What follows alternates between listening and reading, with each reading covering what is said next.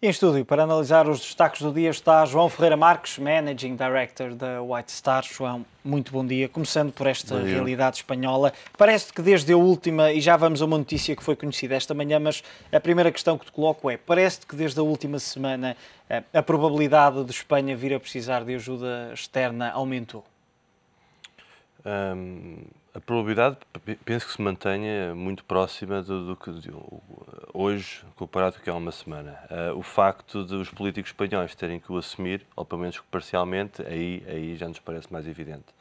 Mas é óbvio que aos níveis a que a dívida pública espanhola estava a atingir, basicamente, mais uma vez, é o sinónimo da pressão dos mercados, juntamente com as questões dos problemas na banca espanhola e todas as notícias que nós estamos a ver, foi mencionado agora há pouco até a questão da fuga de capitais, só aponta para uma situação.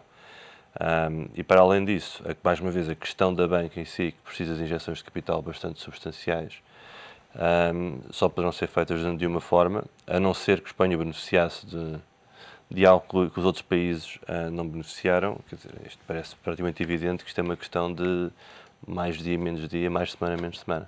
Quando temos um Ministro das Finanças, e era essa a notícia que foi conhecida esta manhã, quando temos, e dizia até o Ministro das Finanças de um país a dizer que o acesso aos mercados foi vedado, foram as palavras de Montoro esta manhã, parece que é a machadada final para esse cenário que nas entrelinhas disseste, e é como todos temos seguido, o eventual ou provável pedido de ajuda externa de Espanha. Sim, com certeza. E potencialmente, não sei o que é que se poderá passar, se nos lembrarmos até da nossa própria situação aqui há algum tempo atrás, até do ponto de vista político, no partido que está no poder, pode haver, agora estou a especular, como é óbvio, poderá haver divisões a nível de opinião, faço já ou não, foi a nossa própria experiência, pelo menos é o que se diz, com lados do próprio governo a apontarem para um lado ou para o outro, porque este comentário do Ministro das Finanças espanhol é um contrassenso com o que o Primeiro-Ministro tem vindo a dizer, por isso.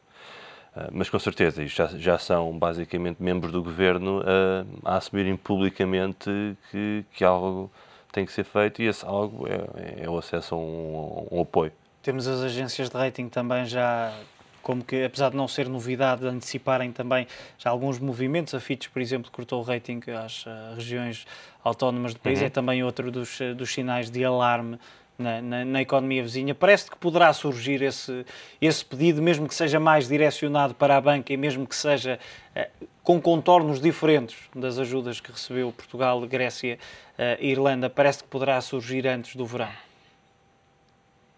Tínhamos aqui uma reportagem há pouco com uma semana, semana ser, o facto desta semana ser decisiva para a Espanha porque vai ter que se financiar nos mercados. Temos esta declaração agora. A questão é que, e olhando para as IL que se aproximaram na última semana dos 6,5%, resta saber até onde é que o governo espanhol está disposto a pagar. Exato, eu acho que vai ser uma combinação de fatores. Vai ser um pouco a experiência futura e muito próxima de ir aos mercados, e vai ser também a situação de se verem novos problemas ou levantarem-se novas questões nos balanços dos bancos, e também os novos números que irão aparecer a nível da fuga de depósitos de Espanha, porque isso sim é alarmante, e penso que nessa altura não poderá ser feito, não haverá alternativa a um pedido de ajuda, porque esse é um problema que em Portugal, por exemplo, não se passou.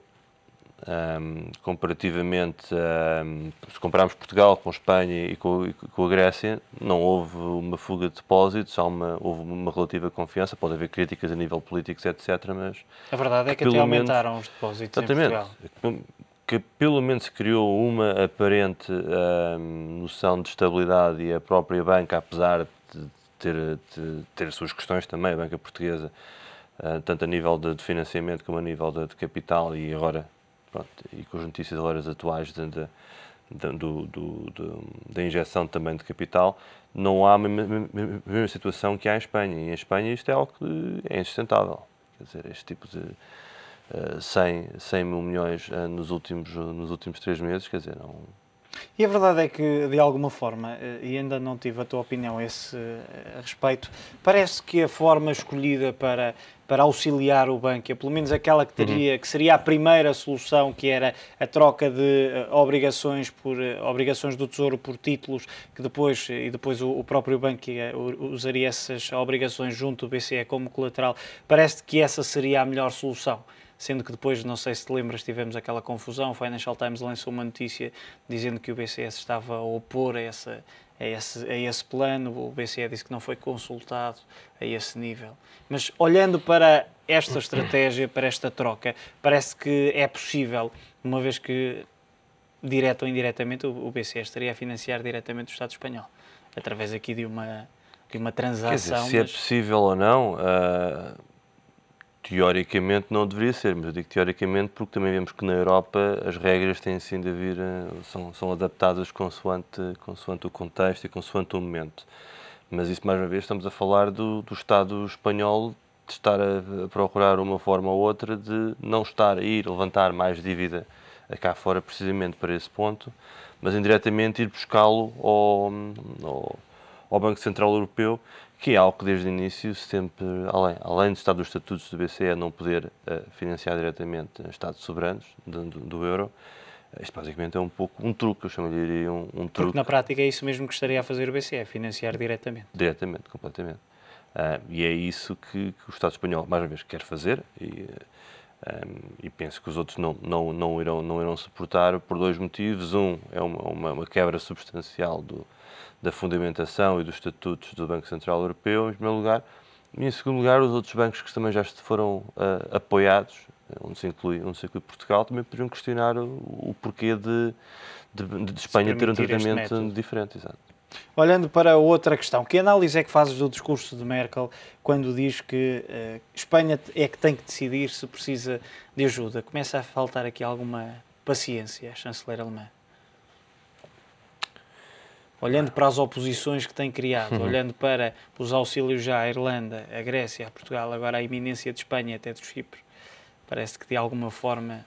Isto é um bocadinho, eu acho que tudo isto era expectável, mesmo para os alemães, que do risco de contágio de uma forma mais lenta ou mais acelerada, mas que não parece que seja uma grande surpresa, precisamente pela evolução da economia espanhola. A situação económica ou financeira espanhola não era nenhuma surpresa. A questão em si, essencialmente também da banca espanhola, não parece ser grande surpresa. Ora, estamos aqui a falar de questões políticas, essencialmente, mais uma vez, porque muitas vezes, como temos estas conversas ao longo dos últimos 12 e 18 meses, acabamos sempre por falar de questões de políticas e opiniões e muitas delas são sinónimo de alguma quebra ou falta de confiança entre as entidades, entre os países europeus. Olhando para a questão europeia, ontem foi anunciado, ou pelo menos a chanceler alemã falou na criação de uma supervisão bancária europeia. Parece que chegou esse momento. Há muito que se falava numa entidade ainda maior do que a própria EBA, que pudesse mesmo controlar as instituições. Pode ser uma das soluções ou uma das prevenções para crises futuras? Tudo o que seja regulação, obviamente, pode ser sempre um fator de prevenção. Mas, mais uma vez, estamos a cair naquilo que eu digo sempre, que é um pouco de fuga para a frente, e quando não é fuga para a frente são side shows, são coisas que nesta altura não vão resolver. As notícias são largadas para dar mais alguma confiança. Obviamente que a confiança só acontece depois de qualquer uma nova entidade provar que é capaz de fazer algo. Mas teoricamente sim, teoricamente a minha resposta é que, quer dizer, mais regulação, é que não é mais regulação, tem que ser boa regulação, porque mais regulação muitas vezes funciona, tem um efeito perverso e tem um efeito totalmente negativo. Se for boa regulação, porque uma nova entidade com mais poderes ou não, parece-me sempre positivo. O Fundo de Resgate Permanente, ou o Mecanismo Europeu de Estabilidade Financeira, parece que deveria ser, à semelhança do que defendeu ontem Olli Rehn, deveria ser usado para recapitalizar a banca. Angela Merkel continua a dizer que não, continua a ficar cada vez mais isolada a este nível, mas poderia ser uma solução. Quando falamos da banca, do problema da banca, e aqui aplica-se também a questão, podemos usar o exemplo português ou o exemplo europeu, qualquer um deles, porque o problema é fundamental, estamos num novo paradigma. E a banca tem grandes dificuldades em financiar a economia. E por mais estímulos, políticas que existam, principalmente agora num cenário de contenção como estamos a viver, sem uma banca saudável, parece muito difícil, não queria dizer a palavra impossível, porque não é impossível, mas parece muito difícil, muito complicado. As economias param. Que as economias cresçam. E temos vários exemplos, até históricos e até já estudados e com conclusões, no norte da Europa, na Argentina, no Japão. O Japão até é uma questão recorrente da questão da banca e dos problemas que a banca tem e o seu impacto direto que tem na economia. Quanto à capitalização ou não, a capitalização para mim é fundamental para manter os níveis mínimos de sustentabilidade de um banco. Mas não é o único, essencialmente estamos a falar de outros fatores, tem que ter um business model que funcione e tem que existir funding. Se não existimos vamos cair um pouco naquele conceito que só foi criado nos anos 80 dos bancos zombie. Basicamente estão ligados nos cuidados intensivos, estão ligados a uma máquina e funcionam pura e simplesmente porque ou têm acesso de capital em determinado momento e a seguir têm uma torneira de funding noutro momento e funcionam assim. E não é esse tipo de banco que vai apoiar a economia e muito menos ajudá-la a crescer. Parece que ficou provado que, e quando se fala no facto de não haver contágio de que apenas a Grécia é que é a ovelha negra do rebanho, mas a verdade é que tivemos outros países auxiliados, outros problemas, por exemplo, e porque falávamos da banca noutros países, por exemplo, além da Grécia tivemos também a própria Irlanda e agora o Chipre. Também surge um país mais pequeno, mas que também surge nesta corrida à ajuda externa e que vem complicar também as contas, embora estejamos a falar, e os montantes estimados são de cerca de 1.800 milhões para já, pelo menos para o segundo maior banco do país, mas a verdade é que temos aqui, eu diria, um falhanço na banca europeia. Eu diria que não é só na banca europeia. E o falhanço, por isso simplesmente estamos a falar mais uma vez da questão de, na minha opinião, o paradigma, o business model atual da maior parte da banca tem que ser alterado. Porque as coisas pura e simplesmente assim não funcionam. A não ser que me esteja a escapar algo. O modelo de negócio que a banca tinha até 2008, 2009, houve bancos que conseguiram manter durante mais algum tempo, por simplesmente está em risco. E porquê? Estamos a falar dos acessos aos mercados de capitais. Por simplesmente secaram. E os acessos, por simplesmente, agora baseiam-se em linhas de financiamento, o Banco Central Europeu. Se há questões de capitalização, a maior parte dela tem de vir dos Estados. Por onde é que deve passar a nova estratégia da banca? Bem, ou que modelo é que poderia ser utilizado? O que se está agora a apontar é para várias soluções, uma delas uma banca mais tradicional, que é isso que a banca portuguesa está a ser forçada, ou melhor, tentei retirar a palavra forçada, mas é mesmo essa palavra. Quando dizes tradicional, recorrer novamente aos depósitos? Por simplesmente, não só isso, porque basicamente o exercício de desalavancagem que a banca portuguesa, a banca europeia em geral e mundial, mas essencialmente a banca portuguesa, porque está a ser forçada pelo acordo com a Troika, basicamente o que vai condicionar é que a banca fique uma banca mais pequena, talvez mais ágil, potencialmente, mas muito mais pequena e apenas dependente em grande parte dos depósitos. Mas isso depois cria outro tipo de questões, porque se me perguntarem, então, mas quando chegar a essa altura, então os bancos podem novamente crescer e dar apoio à economia. Não vejo como, porque nessa altura ficam pequenos e ou estão basicamente a fazer a reciclagem do que já existe, ou para dar novo financiamento têm que se alavancar novamente. Por isso também não vejo como é que isso seja uma solução.